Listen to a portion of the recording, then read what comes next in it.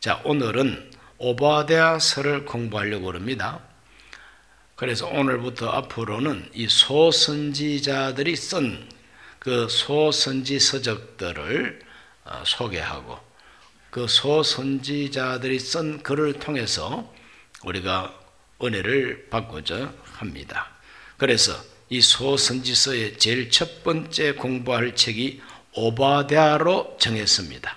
오바댜, 이름이 조금 어렵습니다. 오바댜.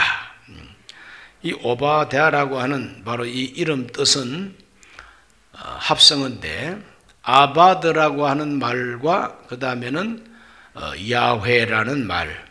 그러니까 아바드라고 하는 말은 엎드린다, 섬긴다, 그와 같은 뜻이 있습니다. 그래, 엎드리고 섬기는 것은 바로 예배를 드리는 것이죠.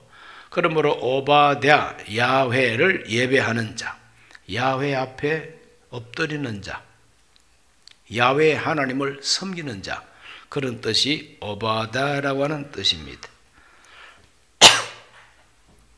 그 이름 뜻이 참 좋죠. 오늘 우리 모두도 할 수만 있으면 좋은 이름 지으시기를 바랍니다.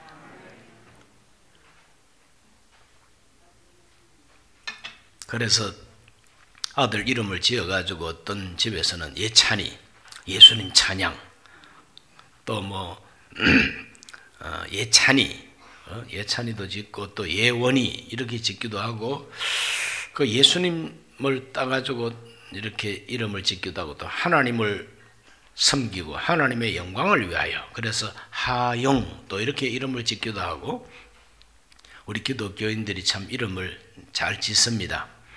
이름을 잘 짓는데 우리 모두는 다 예수 안 믿는 우리 조상들이 우리 이름을 탁 지어서, 내가 짓고 싶어 지은 것도 아니고 지어놓고 호적에다가 올려버렸으니 내가 원하지도 않는 내 이름을 가지고 있는 분들도 많이 있어요.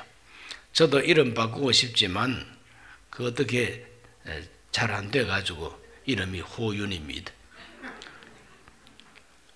그러나 뭐 특별히 거슬리는 뜻은 없죠. 누구처럼 뭐 문제 많은 인간이라 이런 이름이 이제 들어가면 또 곤란하잖아요. 전 문제. 저는 문제가 아니라서 괜찮습니다. 또 어떤 분은 또 뭐 하필이면 이 바이러스 시대에 세균이 되어가지고 뭐 정말 세균이라 이래가지고 또 이름을 지은 분도 계시고 한데, 그분 안수 집사님이신데 내 설교를 혹시 어떻게 유튜브를 들으면은 아이고 저 순복음 목사가 나를 놀리는 거 아니냐 이런 식으로 또 오해할 수도 있겠지만, 지금이라도 이름 바꾸시면 좋지 않을까 이런 생각을 합니다.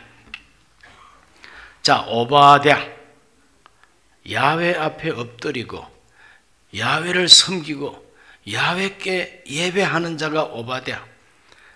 그래서 이 오바댜라고 하는 사람의 활동 시기를 성서학자들은 두 가지로 특별히 대표적으로 말합니다. 첫째는 전기설이 있습니다. 전반부에 활동한 이 사람의 활동 시기는 BC 848년 이후 얼마 되지 않았으다. 그때가 언제냐 하면은 유다 왕 여호람 통치 시대다. 유다 왕 여호람은 여호사밧 왕의 아들입니다. 그런데 이 여호사밧 아들 여호람이 장가들었는데, 그 장가든 그 왕비 이름이 아달랴입니다. 아달랴. 그 아달랴는 누구 집 딸이냐 하면은 그 못된 왕 아합 왕의 딸입니다. 이세벨의 딸입니다. 우상 숭배하는 대장의 딸이다 이 말이죠. 그 믿음 좋은 여호사밧이 어떻게 그렇게 악한 왕, 우상 숭배하는 그 왕의 딸을 며느리로 받아들였는지 정말 이해할 수가 없는 어리석은 결정이었어요. 그렇기 때문에 이 여호람은 자기 장인, 자기의 장모, 자기 아내, 이 세 사람이 완전히 바가지를 긁고 쇠뇌를 하고 이래가지고 그만 우상숭배자로 전락해버리고 마는 거죠. 하나님을 떠납니다. 그래서 하나님께서 진노하셨어요. 그 시기에 애언한 사람이 오바댜다, 이렇게 이제 전기 활동서를 주장하는 학자도 있고, 그 다음에 후기 활동서를 주장하는 분도 있습니다. 이 후기 활동은 언제냐? BC 586년 이후 유다 왕국이 멸망한 이후에 얼마 되지 않아서 자기 나라 멸망한 것을 보고 너무나 슬퍼서 예언을 한 선지자가 오바댜다, 이렇게 말하고 있습니다. 그런데 이 오바댜가 전기설, 후기설 활동 시기가 이렇게 틀리는데 그 학자들마다 이렇게 틀립니다. 틀리지만 이 사람이 이렇게 오바댜서를 쓴 배경은 무엇이냐? 역사적 배경은 무엇이냐?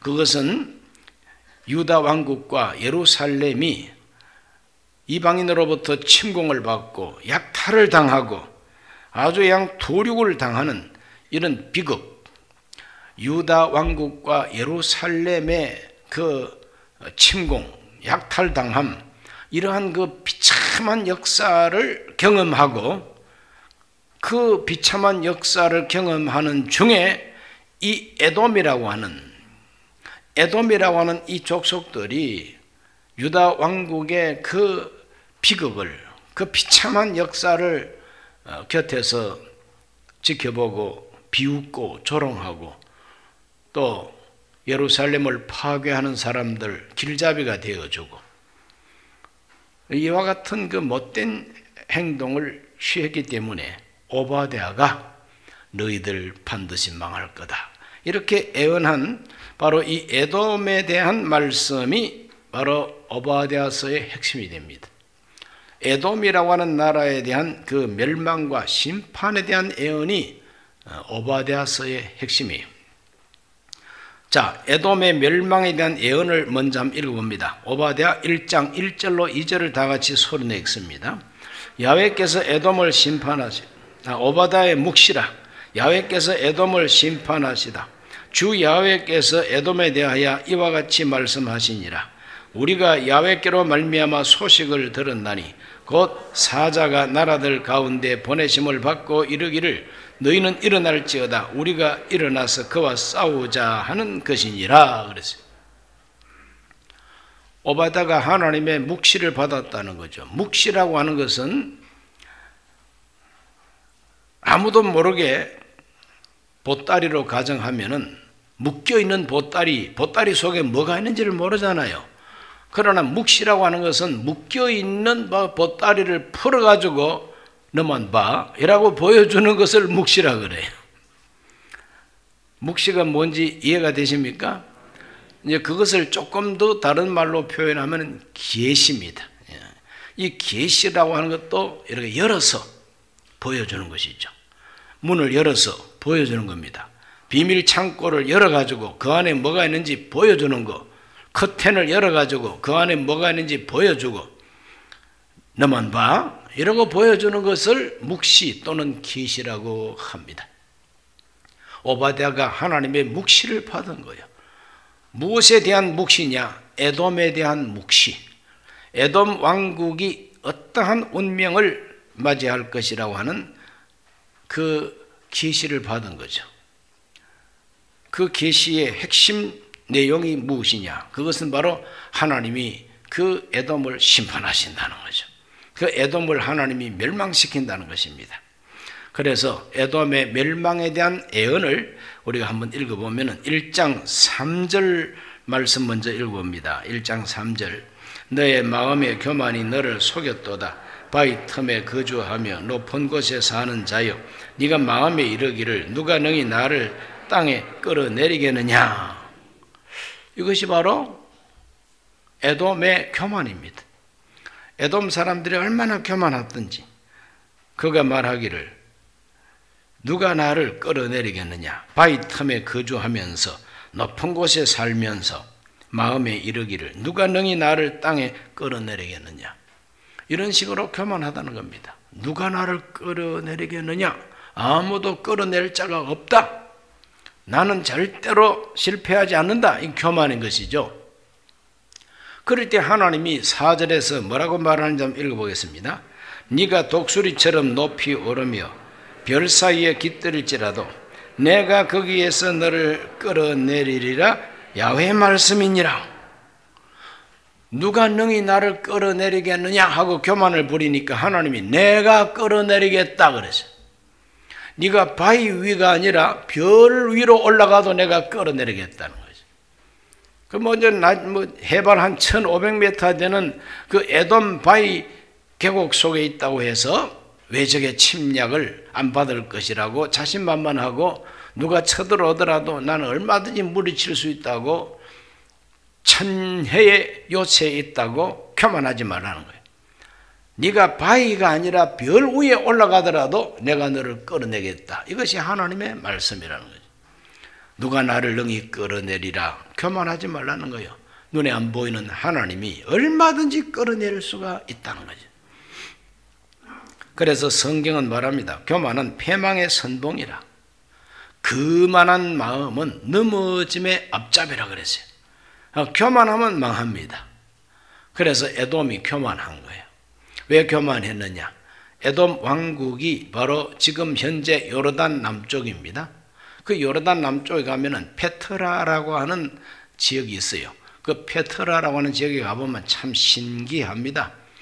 아주 큰 바위 절벽이 쫙 서 있고 꾸불꾸불한 그런 계곡이 있고 그 도대체 어떤 정말 현상으로 말미암아 이와 같은 계곡이 생겼는지 알 수가 없고, 그리고 그 모든 계곡을 형성하고 있는 그 돌 속에는 구리, 철 이런 것들이 포함이 많이 되어 있다 보니까 해가 뜨면은 아주 신비하게 붉은 빛을 팍 드러내고 노란빛도 있고 형형색색이요.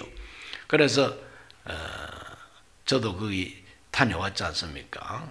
사흘만 늦었으면 폭탄 맞아 죽을 뻔했는데 1차 우리 성지순례 저 이집트 들렀다가 광야의 시내산 올라갔다가 버스 타고 요르단으로 이제 들어왔는데 우리가 지나오고 난 사흘 후에 거기서 테러가 일어나가지고 저 충청도 어느 지역의 교인들이 피해를 많이 봤죠. 그때 우리 교인들도 가슴 추이면서 정말 참 걱정을 많이 하고 기도를 많이 해 주셨습니다. 그 페트라를 가보니까 정말 거기 옛날 그 시대에 전쟁이 일어난다면 공격이 안 되겠어요. 그렇게 높은 절벽을 어떤 방법으로 올라갈 수도 없어요. 그래서 이 에돔이 그런 바위산으로 꽉 들어차 있는 지역에서 살다 보니까 마음이 교만해서 누가 끌어내, 누가 우리를 공격할 거야? 한번 오기만 해봐, 이런 거요. 그럼 하나님은 내가 너를 끌어내리겠다고. 교만하지 말라고. 5절을 다 같이 한번 읽어볼까요? 시작. 혹시 도둑이 너에게 이르렀습니다. 강도가 밤중에 내게 이르렀을지라도 만족할 만큼 훔치면 그치지 않겠느냐. 혹시 포도를 따는 자가 내게 이르렀을지라도 그것을 얼마쯤 남기지 아니하겠느냐. 네가 어찌 그리 망하였는고. 6절도 있습니다. 에서가 어찌 그리 수탈되었으며 그 감춘 보물이 어찌 그리 빼앗겼는고 그랬어요. 이 말 뜻은 이렇습니다. 혹시 도둑이 오면은 아침 먹고까지 도둑질 합니까? 점심까지 먹으면서 도둑질 합니까? 도둑은 빨리 챙겨서 도망가는 게 도둑이에요. 그래서 만족할 만큼 자기들의 목표한 보석을 털었으면 그냥 가는 거예요. 포도 훔치러 온 사람이 포도를 훔쳐서 딸 때에 싹쓸이 안 합니다. 어느 정도 좋은 포도 좀 따면은 빨리 가버립니다. 그러나 에돔, 너희들은 철저하게 수탈을 당할 것이라. 도둑이 보물을 훔치는 것처럼 대충 좋은 것만 골라갈 것이 아니라는 거예요. 포도 따는 사람이 대충 따고 남겨두는 것처럼 그게 아니라는 거예요. 너희 에돔 족속은 철저하게 망한다는 것. 어찌 그리 수탈을 당하였는고. 네가 어찌 그리 망하였는가? 에스가 어찌 그리 수탈되었으며 감춘 보물이 어찌 그리 빼앗겼는고? 모든 보물 다 뺏긴다는 거예요. 그냥 그냥 싹쓸이를 당할 것이다 이 말이죠. 교만하지 마. 네가 가진 거 싹 다 빼앗길 것이다. 이것이 바로 오바댜의 예언이 되겠습니다. 나머지 7절 말씀부터 쫙 한번 읽어봅니다. 15절까지 한꺼번에 읽어버리십시다. 너와 약조한 모든 자들이 다 너를 쫓아 변경에 이르게 하며 너와 화목하던 자들이 너를 속여 이기며 네 먹을 것을 먹는 자들이 네 아래 함정을 파니 네 마음에 지각이 없음이로다. 야훼 말씀이니라. 그날에 내가 에돔에서 지혜 있는 자를 멸하며 에스의 산에서 지각 있는 자를 멸하지 아니하겠느냐. 더 많아 네 용사들이 놀랄 것이라. 이로 말미암아 에스의 산에 있는 사람은 다 죽임을 당하여 멸절되리라. 아멘.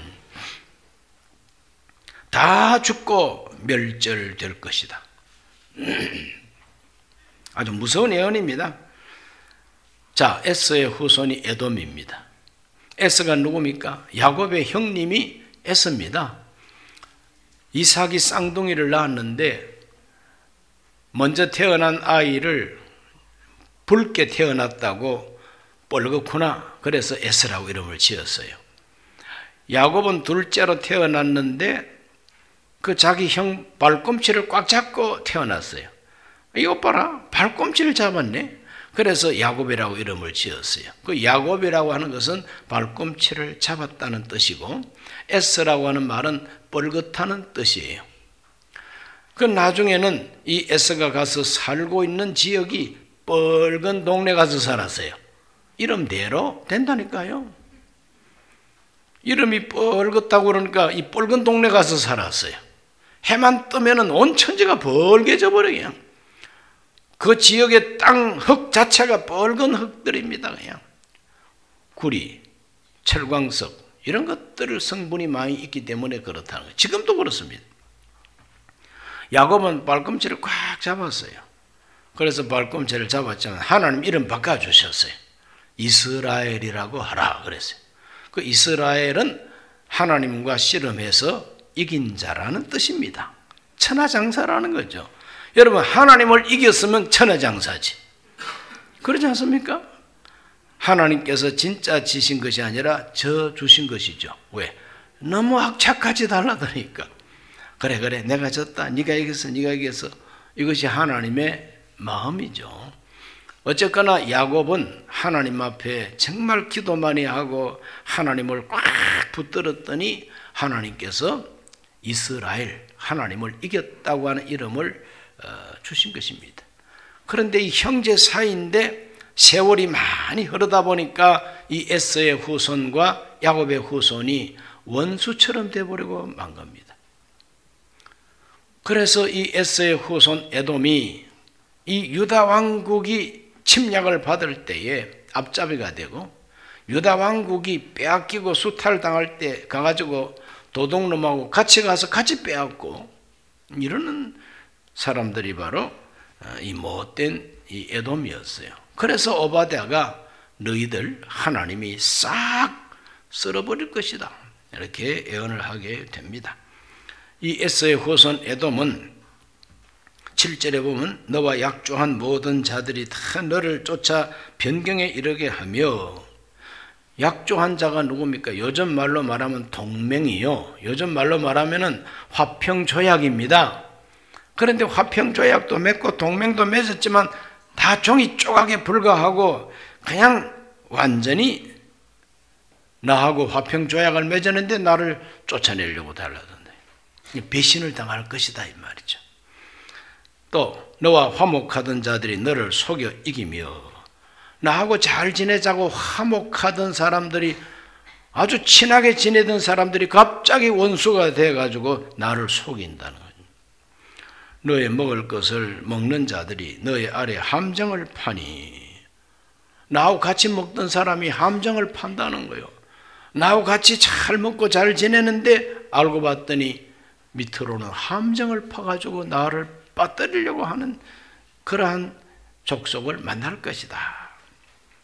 네 마음에 지각이 없음이로다. 이 말은 네가 교만하고 똑똑한 척하지만 지금 네 발밑에 함정을 파고 있고 너하고 약속한 나라들이 다 너를 배신할 것도 모르고 등신같이 좋게 지내고 뭐 밥같이 먹자 그러고 평화라 그러고 밑에 함정 파고 있는데 그래서 지각이 없음이로다. 8절에 야훼의 말씀이니라. 그날에 내가 에돔에서 지혜 있는 자를 멸하며 에스의 산에서 지각 있는 자를 멸하지 아니하겠느냐. 뭐 똑똑한 척하고 지식이 있고 지혜가 있다고 하지만 아무 써잘데가 없다 이 말이죠. 하나님이 심판할 때가 되면 그 똑똑이들이 똑똑한 소리 하는 거 아무 소용없다는 거죠. 9절에 더 많아 내 용사들이 놀랄 것이라. 이로 말미암아 에스의 산에 있는 사람은 다 죽임을 당하며 멸절되리라. 이 더만이 누구냐 하면은 에스의 손자 이름이 더만입니다. 이 더만이라고 하는 이 손자 이름은 도시 이름도 됩니다.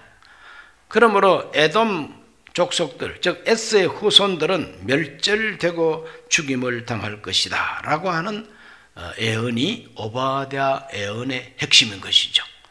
그러니까 유쾌한 예언은 아닙니다. 유쾌한 예언은 아니고, 그러나 이제 유대인들이 이스라엘 백성이 들을 때는 통쾌합니다. 왜? 저 못된 뿌리를 캐 올라가 보면은 형제예요. 야곱과 에서는 형제였단 말이죠. 뿌리를 캐 올라가면은 이 뿌리가 같아. 그런데 형제 사이에 우애 좋게 지내지 아니하고 원수가 돼가지고 나를 죽이러 오는 사람들을 길잡아야 되어주고 내가 고난당할 때 박수치고 내가 가진 것을 빼앗길 때 에서 후손들이 와서 같이 빼앗아가는 강도짓을 하고 그러는 그 에돔을 하나님께서 멸절시킨다니까 이스라엘 사람들이 들을 때는 속이 시원하죠. 이렇게 하나님은 에돔의 멸망을 오바댜를 통해서 예언하고 있는 것입니다. 자, 1장 15절과 16절도 한번 읽어보겠습니다. 야훼께서 만국을 벌할 날이 가까웠나니 네가 행한 대로 너도 받을 것인즉 네가 행한 것이 내 머리로 돌아갈 것이라. 너희가 내 성산에서 마신 것 같이 만국인이 항상 마시리니 곧 마시고 삼켜서 본래 없던 것 같이 되리라 그랬어요. 만국을 심판하시는 하나님, 하나님은 심판하시는 하나님이라. 그 심판하시는 하나님 앞에 에돔의 죄를 하나님이 그냥 넘어가지 않겠다는 거예요. 그러므로 네가 내 백성 유다 백성들이 고난당할 때에 예루살렘에 와가지고 축배를 들고 마셨지? 네가 심은 대로 네가 행한 대로 너도 그렇게 될 것이다. 열국의 많은 사람들이 와서 에돔을 갈아 마실 것이라는 말입니다. 에돔 너도 갈아 마시게 될 것이다. 이렇게 하나님께서 에돔의 멸망을 예언하고 있습니다. 썰어버리겠다는 뜻이죠. 멸절시키겠다는 하나님의 예언입니다. 오바댜 선지자만 에돔의 멸망을 예언한 게 아니에요. 오바댜만 멸망을 예언한 것이 아니고 선지자들도 많이 예언을 했어요. 이사야 선지자의 예언이 있습니다. 자, 이사야 34장 5절과 6절 읽어봅니다. 야훼의 길이 하늘에서 족하게 마셨은즉 보라 이것이 에돔 위에 내리며 진멸하시기로 한 백성 위에 내려 그를 심판하실 것이라. 야훼의 칼이 곧 어린 양과 염소와 피에 만족하고 기름 곧 수양의 콩팥 기름으로 윤택하니 이는 야훼를 위한 희생이 보스라에 있고 큰 살육이 에돔 땅에 있음이라 그랬어요. 이 보스라가 어디냐 하면은 에돔의 수도 서울입니다. 보스라. 에돔의 수도 서울 보스라. 하나님께서 거기에 아주 무서운 진노를 내리시고 그들이 멸망당할 것을 예언하고 있습니다. 자, 이사야 34장 8절도 한번 읽어볼까요? 이것은 야훼께서 보복하시는 날이요 시온의 송사를 위하여 신원하시는 해라 그랬어요. 하나님이 보복하고 신원한다. 신원한다는 것은 다시 회복하시고 원수를 갚아주는 것이 신원이라 그럽니다. 하나님이 유다 백성의 원수를 이렇게 갚겠다는 거예요. 하나님은 오바댜 예언뿐만 아니라 선지자를 통해서 아직까지 에돔이 멸망되기 전에 벌써 에돔이 이렇게 망한다고 이사야를 통해서 예언하고 있습니다. 에레미야도 예언을 했어요. 에레미야 49장 16절 한번 읽어볼까요? 바위 틈에 살며 산 꼭대기를 점령한 자여 스스로 두려운 자인 줄 여김과 네 마음의 교만이 너를 속였도다. 네가 독수리같이 보금자리를 높은 데 지었을지라도 내가 그리로부터 너를 끌어내리리라. 이는 야훼 말씀이니라. 오바댜 예언하고 일맥상통하잖아요. 높은 바위를 점령하고 독수리같이 높은 데다가 둥지를 튼 것처럼 교만하지만 내가 너를 끌어내리겠다는 거죠. 예레미야를 통해서도 에돔의 멸망이 예언되어 있습니다. 예레미야 49장 20절로 22절을 다 같이 읽습니다. 그런즉 에돔에 대한 야훼의 의도와 대만 주인에 대하여 결심하신 야훼의 계획을 들으라. 양떼 어린 것들을 그들이 반드시 끌고 다니며 괴롭히고 그 처소로 황폐하게 하지 않으랴. 그들이 넘어지는 소리에 땅이 진동하며 그가 부르짖는 소리는 홍에 들리리라. 보라, 원수가 독수리같이 날아와서 그의 날개를 보스라 위에 펴는 그날에 에돔 용사의 마음이 진통하는 여인같이 되리라 하시니라. 이와 같이 하나님이 싹 멸망시킬 것을 보스라의 용사들, 그들이 해산하는 여자가 진통하는 것처럼 고통을 당할 것이라는 것이죠. 하나님은 에레미야를 통해서도 에돔의 멸망을 예언하고 있습니다. 에스겔도 예언합니다. 에스겔 25장 12절로 13절 읽어봅니다. 주 야훼께서 이같이 말씀하셨느니라. 에돔이 유다 족속을 쳐서 원수를 갚았고 원수를 갚음으로 심히 범죄하였도다. 그러므로 주 야훼께서 이같이 말씀하셨느니라. 내가 내 손을 에돔 위에 펴서 사람과 짐승을 그 가운데서 끊어 대만에서부터 황폐하게 하리니 더단까지 칼에 엎드러지리라. 하나님께서 이와 같이 에돔과 그 후손들, 이 대만이라는 말도 바로 에서의 손자가 대만이거든요. 욥기를 읽어보면 대만 사람 엘리바스라는 말이 나와요. 그럼 엘리바스는 누구냐? 엘리바스가 바로 에서의 아들이 엘리바스입니다.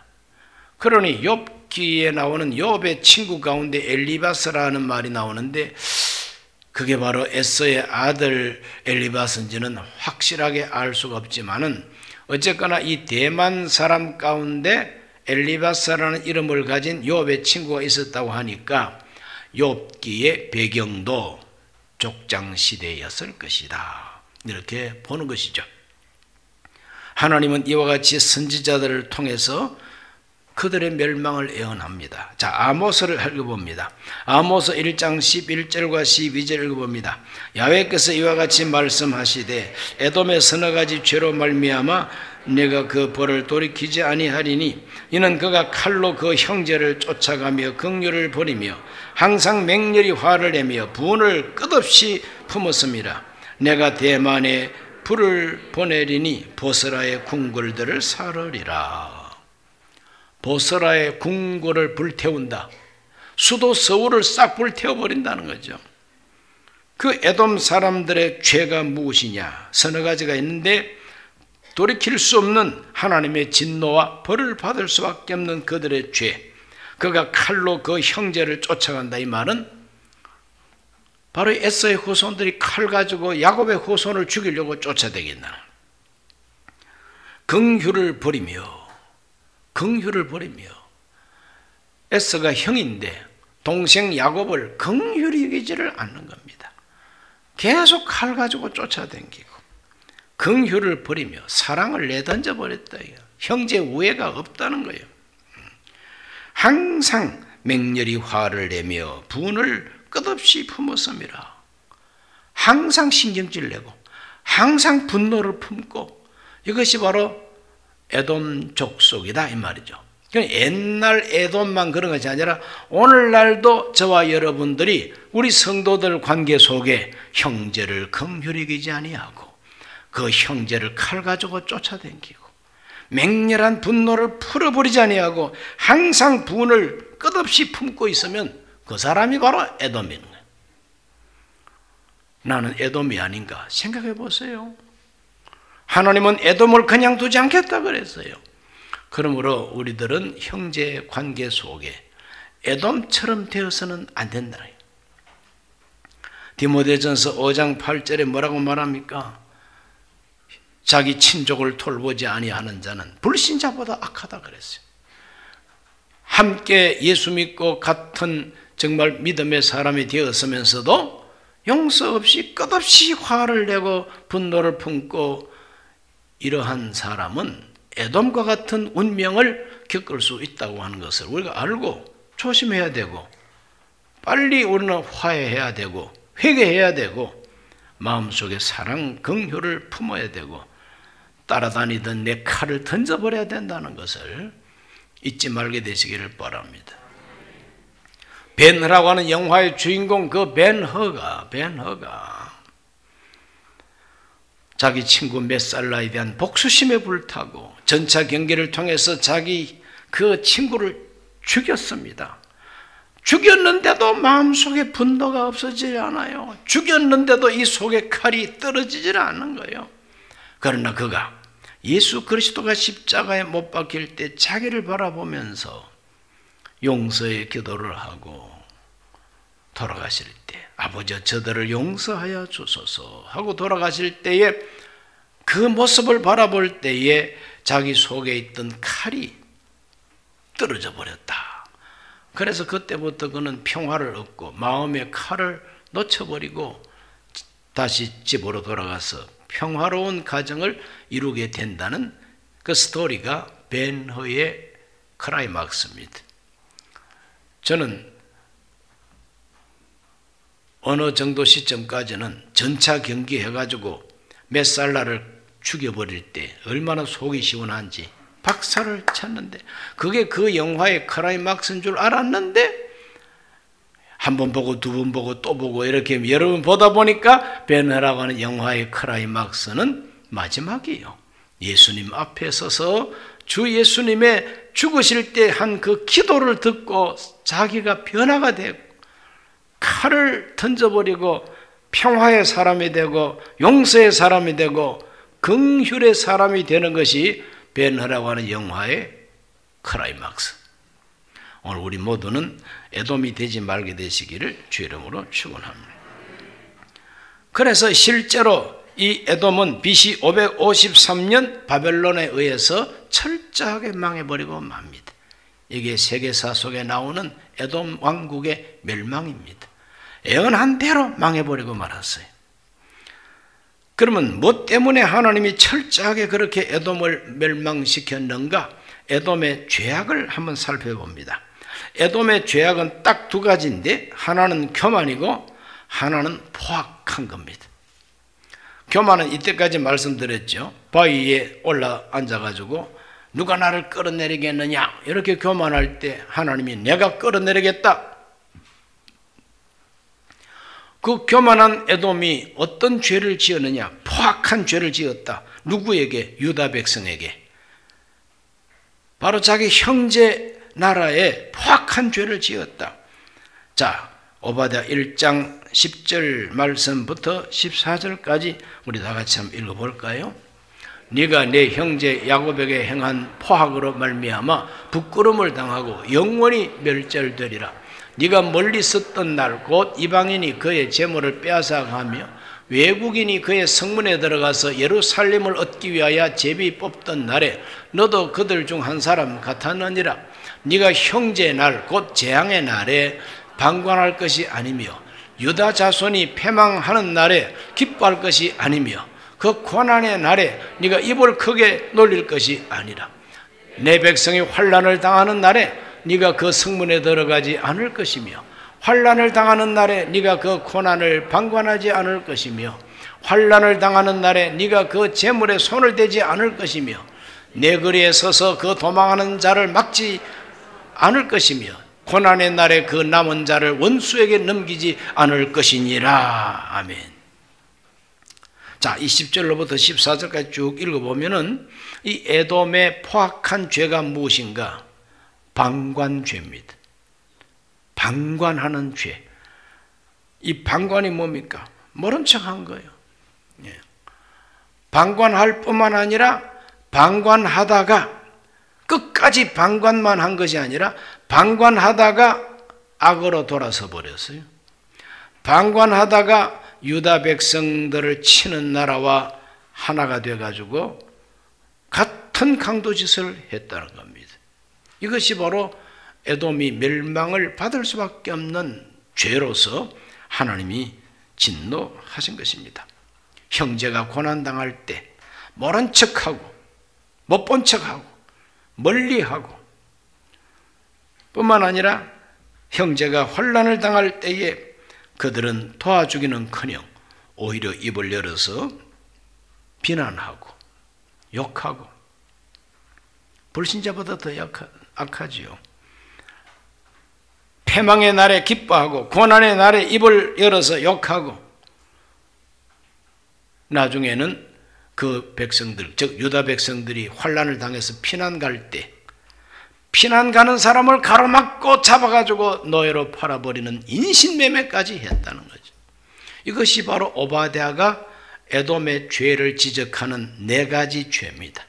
방관죄, 패망의 날에 남의 패망을 기뻐하고 다른 사람 고난받을 때 비웃고 욕하고 그들이 환난당해서 도피할 때 붙잡아가지고 팔아채워버리는 이러한 아주 그냥 파렴치한 죄를 그들이 지은 겁니다. 그러므로 에돔의 죄는 교만죄와 방관죄. 죄라고 그러면은 특별히 두 가지를 우리가 생각해야 됩니다. 하지 말아야 할 것을 한 것도 죄고 해야 할 것을 하지 않은 것도 죄입니다. 그렇죠? 하나님이 하라 한 것을 하지 않는 것도 죄고 하지 말라고 한 것을 한 것도 죄라. 그러면 이 에돔은 보십시오. 하나님이 하지 말라고 한 게 뭡니까? 형제가 고난당할 때에 비웃지 말라, 빼앗지 말라. 그런데 이 인간들은 한술 더 떠서 원수처럼 행동을 해버리고 말았어요. 하나님께서 그들을 긍휼히 여기라고 했지만 이 사람들은 방관해버리고 말았습니다. 모른 척 해버리고 말았습니다. 오늘날도 우리가 사는 이 시대에 이 오바댜 예언이 살아있습니다. 그게 뭡니까? 방관죄가 오늘 이 시대를 뒤덮고 있습니다. 모르는 척 했더래요. 안 그런 척 했더래요. 이게 바로 방관죄입니다. 왜 방관합니까? 개입하지 않겠다. 상관하지 않겠다. 연루되지 않겠다. 왜? 괜히 내가 끼어들었다가는 뺨 맞을 수가 있고 내가 괜히 거기에 가서 참석했다가는 불이익을 당할 수가 있지 않느냐. 자기 이익을 위해서 비겁하게 침묵해버리고 눈을 감아버리는 것. 이것이 바로 방관죄라는 것입니다. 이 방관죄는 폭력을 행사하는 그 악한 자에게 명분을 주고 오히려 그 사람에게 용기를 주는 결과가 된다는 겁니다. 따라합시다. 방관하는 것은 악한 자에게 용기를 주는 행위다. 아무 소리 안 하고 방관하면 어이구 이거 뭐 이 인간들은 뭐 밟아도 끔찍 안 하고 때려도 괜찮고 그러니까 더 자신만만해가지고 백성들을 짓밟는다는 거죠. 반발할 줄 알고 항거할 줄 알고 잘못됐다고 말할 줄 알고 고발할 줄도 알고 싸울 줄도 알면은 악한 자들이 그래도 좀 겁을 먹고 조심하죠. 그런데 아무 소리 없이 침묵하고 비겁하게 말 못하고 앉아 있으면은 완전히 갈아 마시려고 그러는 거죠. 이제. 오히려 적과 내통하는 거나 마찬가지다 이거죠. 악에게 용기를 주는 행위가 방관이라는 겁니다. 중국에서 어떤 여자 기사가 작은 버스를 시골 마을, 산골 마을에서 우리나라 마을 버스처럼 운전을 했는데, 큰 대형 버스는 아니에요. 사람이 한 열 몇 명 이렇게 타고 가는데, 도중에 어떤 남자가 손을 들고 버스 태워달라고, 그래서 그 사람을 태워줬어요. 이제는 사람 사는 동네를 다 이제 지나고 산길로 이제 접어들었어요. 호젓한 산길로 접어드니까 뒤에 앉아있던 깡패 몇 사람이 여자 기사를 찾아가가지고 희롱을 하는 거예요. 그 여자 기사를 희롱하니까 여자 기사가 손님 그러지 말고 앉으라고 아무리 애걸 해도 안 되는 거예요. 그러니까 이제 늦게 탄 이 남자가 그걸 보다 못해서 가가지고 왜 이러시느냐고 손님들, 기사를 괴롭히면 우리 모두가 위험합니다 그랬더니 너는 뭐야 이 새끼, 이렇게 쥐어박는 겁니다. 그냥. 괜히 말이 잘못 끼어들었다가 그냥 볼때기를 얻어맞고, 나머지 승객들은 아무 소리도 안 하고 못 본 척하고 눈 질끈 감고 앉아있어요.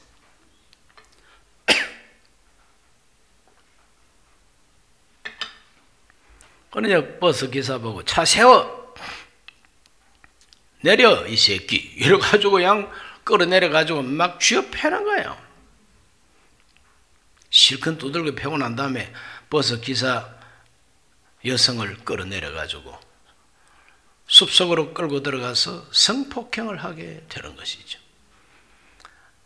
그 버스에 탄 사람들이 다 그걸 보고 알고 있으면서도 말 한마디 하지 않고 못 본 척 눈질끈 감고 말 한마디 안 했습니다. 얻어 터진 사람만 혼자서 그냥 당한 거죠. 자기들의 욕심을 채우고 여자를 다시 데려와서 운전해, 이렇게 된 거예요. 그런데 이제 얻어 터진 이 남자가 그 깡패들을 보고 또 무슨 소리를 이제 햄모해요. 그럼 이 자식이 아직까지 주둥이를 놀린다고 또 쥐어패고 하니까 그냥 시끄럽잖아요. 그러니까 버스 기사가 출발도 하지 않고 그 맨 나중에 탄 손님 내리라고, 맨 나중에 탄 손님 내리지 않으면 나는 버스를 운전하지 않겠다고. 그러니까 깡패들이 그거 봐 이 짜샤, 너 내리라고 그러잖아. 그 다른 승객들도 내리세요, 내리세요. 당신 때문에 우리도 못 갑니다. 왜 뭐 아까는 아무 말도 안 하더니 자기 내리라고 하는 데는 모두가 다 내리라고 막 고함을 지르대. 그래서 이 남자가 내렸어요. 그 버스가 출발을 했는데 얼마간 가다가 천길 만길 낭떠러지가 왔을 때 이 여자 기사는 낭떠러지로 그대로 차를 몰고 집단 자살을 해버리고 만 겁니다. 이 남자는 그렇게 된지도 모르고 투덜투덜 걸어서 집에 갔는데 나중에 이제 뉴스를 보니까 그 버스가 절벽 아래 굴러 떨어져 가지고 승객들이 다 죽었다는 거예요. 그 여자 기사가 나를 살리려고 내리라고 고함을 질렀구나. 나를 살리려고. 그게 실화입니다. 이게 실화입니다. 악한 자들이 날뛸 때 비겁하게 침묵하고 아무 소리도 하지 않고 있던 그 사람들은 모두가 다 죽어야 마땅하다는 거예요. 그러니까 피해를 당한 이 여성이 생각할 때는 이 인간들은 죽어 마땅한 인간들이에요. 내가 능욕을 당하고 내가 그냥 욕을 당할 때 이 인간들은 말 한마디 하지 않고 말려주지 않았다는 거예요. 그 한 사람만 말렸다는 거예요. 그러면 말렸던 그 한 사람은 살려놓고 나머지는 너희들 모두가 다 죽어 마땅한 인간이다. 같이 죽고 말았다는 거예요. 이것이 우리에게 어떤 교훈을 주고 있습니까? 방관하는 것은 무서운 죄라고 하는 것을 우리에게 일깨워주고 있는 거죠. 미국에서 존경받는 마틴 루터 킹 목사가 이런 말을 합니다. 이 사회적 전환기의 최대 비극은 악한 자들의 거친 아우성이 아니라 선한 사람들이 소름 끼치는 침묵이다. 선하다고 하는 사람들이 소름이 끼치도록 침묵하고 비겁하게 침묵하는 것, 이것이 이 세상을 망치는 비극이라는 거예요. 아인슈타인 박사라고 유명한 물리학자가 말합니다. 세상은 악한 일을 행하는 자들에 의해 멸망하는 것이 아니요, 아무것도 안 하고 악한 자들을 지켜만 보는 그 사람들 때문에 이 세상은 멸망할 것이다 그랬어요. 이것이 오늘 우리 대한민국에 그대로 적용이 될 겁니다. 아무 소리 하지 않고 있는 이 선한 선량한 시민들 때문에 나라가 망할 수가 있다는 거죠. 오늘 우리들은 어떠한 신앙생활을 해야 될 것이냐? 비겁하지 말아야 된다는 것이죠. 세 번째로 이 오바댜는 야곱의 구원과 승리를 예언하고 있습니다. 에돔은 철저히 망하지만 그러나 지금은 고난을 받았지만 야곱의 후손은 다시 일어설 것이라고 하는 희망을 예언하고 있습니다. 1장 17절로 21절까지 다 같이 읽습니다. 오직 시온산에서 피할 자가 있으리니 그 산이 거룩할 것이요 야곱 족속은 자기 기업을 누릴 것이며 야곱 족속은 불이 될 것이요 요셉 족속은 불꽃이 될 것이요 에서 족속은 지푸라기가 될 것이라. 그들이 그들 위에 붙어서 그들을 불사를 것인즉 에서 족속에게 남은 자가 없으리니 야훼께서 말씀하셨습니다. 그들이 네겝과 에서의 산과 평지와 블레셋을 얻을 것이요 또 그들이 에브라임의 들과 사마리아의 들을 얻을 것이며 베냐민은 길르앗을 얻을 것이며 사로잡혔던 이스라엘의 많은 자손은 가나안 사람에게 속한 이 땅을 사르밧까지 얻을 것이며 예루살렘에서 사로잡혔던 자들 곧 스바랏에 있는 자들은 네겝의 성읍들을 얻을 것이니라. 구원받은 자들이 시온산에 올라와서 에서의 산을 심판하리니 나라가 야훼께 속하리라. 종합해서 한마디로 말하면 지금은 환난을 당하고 쫓겨난 이스라엘이 다 다시 돌아와가지고 빼앗긴 땅을 다 도로 찾고 불이 돼가지고 에돔을 멸망시킬 것이라는 거예요. 야곱의 후손들, 요셉의 후손들은 불꽃이 되고 에서의 후손들은 지푸라기가 돼가지고 싹 불태워버릴 것이고 시온산에서 다시 하나님을 섬기는 이 백성들을 통해서 하나님은 자기 나라를 이룰 것이라고 성경이 말하고 있습니다. 나라가 야훼께 속하리라. 하늘의 시온산, 하늘의 시온 성전, 이것이 바로 새 하늘과 새 땅이 우리에게 주는 희망이죠.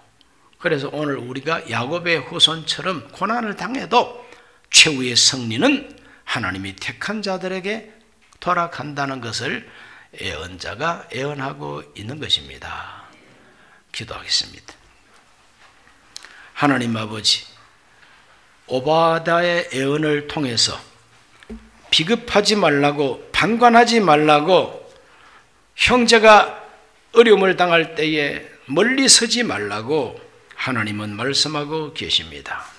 우리 모두가 이 오바댜의 예언을 통하여 우리의 시대를 바로 살게 하여 주옵소서.